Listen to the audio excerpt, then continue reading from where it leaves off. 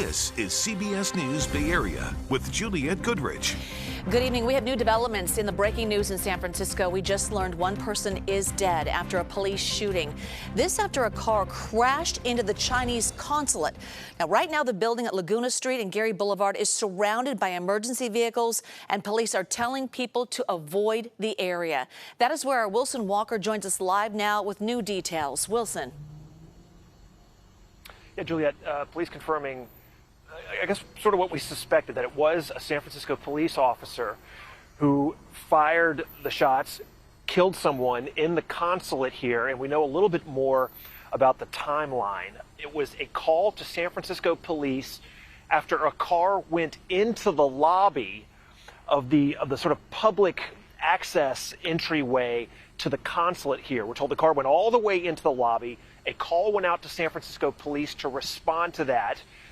They came racing over here. We're told it was several minutes before the police officers arrived on the scene, again, to a car inside the building. And here now, just in the last 20 minutes or so, police describing what happened when officers arrived here.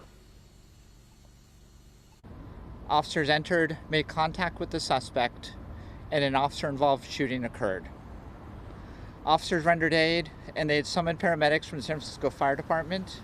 The suspect was later pronounced deceased at the hospital.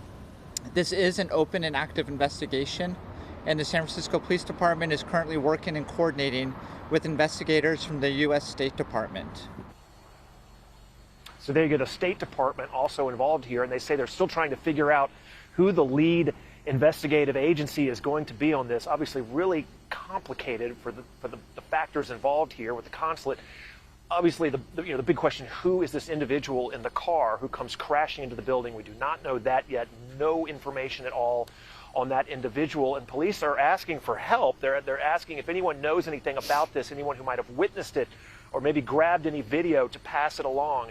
That's really all they have told us, confirming that it was a San Francisco police officer who killed this individual, who crashed their car into the lobby here. Now, one of the questions that was asked, was that an accident?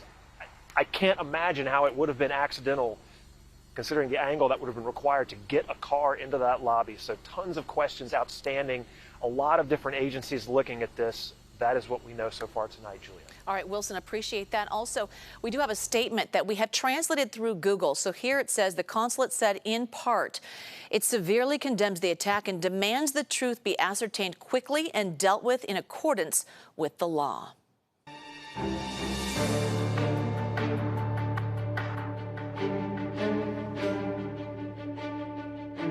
Our other top story, we're following the fighting in Israel. This is a live look over the skyline in Gaza City, currently 5 a.m. Tuesday morning there. And at least 11 Americans are confirmed to be among the dead as the fighting between Israeli Defense Forces and Hamas militants escalates. The violence escalating as the conflict enters a third day. Buildings left damaged in the cities of Ashdod and Ashkelon, Israel, just north of the Gaza Strip after a rocket attack. And the drastic search for survivor after survivor of the Israeli airstrikes hit the city in the southern Gaza Strip. Now, the death toll in Israel has now climbed to at least 900. So we take you back here to the Bay Area. People are gathering at San Francisco City Hall for a rally in support of Israel. Our Itai Hod has been covering that. He's there live to give us the latest on that rally. Itai. Good evening, Juliette. Things are wrapping up here, but as you can see, there are still hundreds of people who showed up here to protest in support of Israel, many of them draped in Israeli flags. As you can imagine, a very emotional few days for both the Israeli and Jewish community here.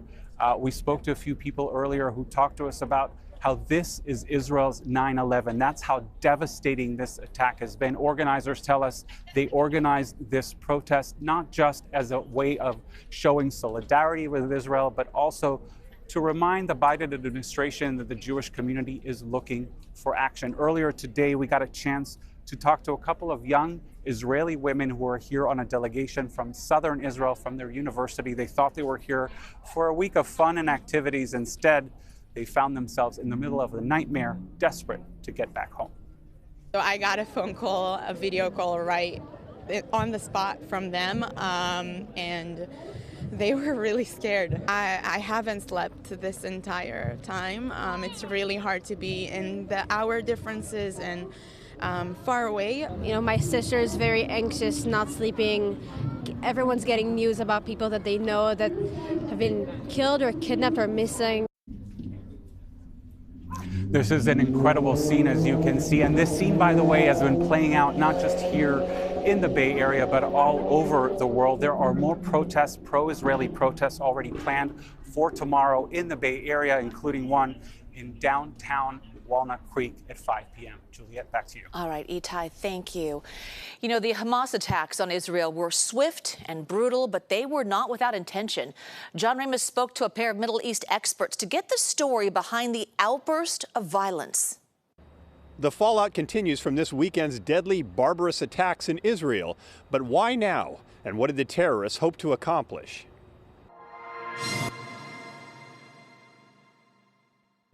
When Hamas fighters began pouring into Israel, it took a country that has always been proud of its security apparatus completely off guard. I think the Israelis were very much caught by surprise by the really far-reaching and extensive nature of this operation.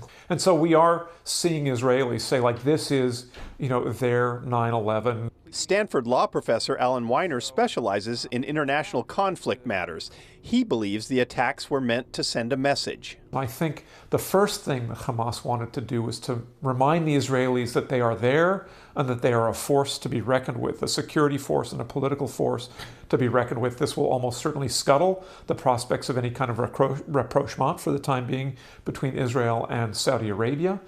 That may be the issue behind all of this. Lately, there's been negotiations for a peace deal between Israel and Saudi Arabia to combat a shared threat from Iran and its nuclear program. Iran, a known sponsor of Hamas, has a lot to lose if such an alliance occurs. I think it's more likely to see this as a last-ditch effort by Hamas to appear and be noticed on the world stage because it realizes that it will not get a seat at the negotiation table, and that Arab states have moved on, and they've moved on without the Palestinians. But then why were the well-coordinated attacks carried out with such extreme brutality? I have a very hard time wrapping my head around the brutality. I've studied terrorism my whole life. I've never seen scenes like these. The Israeli response has been swift and violent, targeting buildings thought to house Hamas operations. In the wake of this, hundreds of Palestinian civilians have been killed or wounded. And Hosner thinks that's what Hamas wants, to provoke Israel into killing a large number of Palestinians in retribution. Here, the hope is that the Israelis will respond disproportionately and will then be castigated by the rest of the world. And it's very hard when you're fighting against an enemy whose goal is to maximize civilian casualties. You're fighting with a hand tied behind your back. Hamas has sometimes made the calculation that it is prepared to incur tremendous suffering within Gaza and subject the Palestinian people in Gaza to tremendous suffering, because that actually can have the effect of generating sympathy for the Palestinian cause internationally. To not take that bait, Israel will have to battle its own sense of outrage. But either way, Weiner says it would be wise for them to at least understand the motivations of their enemy. To see the conflict through lenses other than our own point of view. I mean, that's really one of the required steps for being able to make progress in resolving this conflict. Certainly, at this moment, the prospects for that seem very bleak. Meanwhile, the rest of the world is watching to see how fragile the prospects for peace really are in a region that for so long has only known conflict. Both professors say it will be difficult politically for Saudi Arabia to enter into a security agreement with Israel while it is conducting a war against a fellow Muslim community. We will certainly continue to follow the latest developments of this story. Stay with us on the air, streaming on CBS News Bay Area, and online at KPIX.com. Still ahead here at 7 o'clock, you don't often see cable cars needing a lift. So what caused this breakdown that sent half a dozen people to the hospital? Plus, we know many people are refusing to get themselves vaccinated, and now more and more are skeptical about vaccinating their pets. Why experts say those decisions can be deadly. Significantly cooler temperatures across the Bay Area today, and First Alert Doppler has been picking up on some light showers. We're also seeing some patches of mist, drizzle that doesn't show up on radar, and there's another chance of showers tomorrow. I've got the rest of the 7-day forecast coming up.